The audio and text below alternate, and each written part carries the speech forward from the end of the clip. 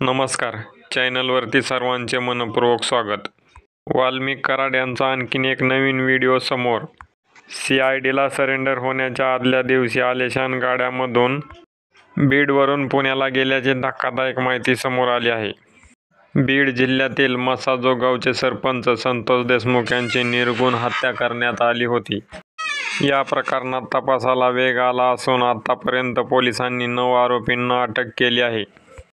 या हत्येमध्ये वाल्मिक कराड हा मूळ सूत्रधार असल्याचे सांगण्यात येत आहे. मांजरसुंबा बीड येथील 3 आलिशान कारचे CCTV फुटेज समोर आले आहेत. याच कारमधून वाल्मिक कराड हा बीडवरून पुण्याला पळाल्याचे समोर येत आहे.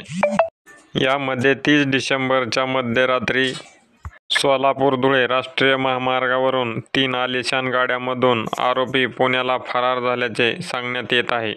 बीडच्या मांजरसुंबा येथे एका हॉटेलवर जेवण केले, तसेच एका पेट्रोल पंपावरती गाडीमध्ये डिझेल भरले व या गाड्या धाराशिव जिल्ह्यातील पारगाव टोलनाक्यावरून 1:36 रात्री 5 झाल्याचे समोर येत आहे. याच गाड्यांमध्ये बसून आरोपी फरार झाल्याचे सांगण्यात येत आहे. विशेष म्हणजे CIDच्या ऑफिसला वाल्मिक कराड शरण येताना ज्या पांढऱ्या रंगाच्या स्कॉर्पिओमध्ये बसून आला, ती स्कॉर्पिओ क्रमांक MH23 BG 2231 ही वाल्मिक कराड यांचे सहकारी शिवलिंग मोराळे यांची असल्याचे सांगण्यात येत आहे. संतोष देशमुख हत्या प्रकरणातील आरोपी व वाल्मिक कराड हे पुण्याला कसे पळून गेले याबाबत CCTV फुटेज समोर आले आहेत.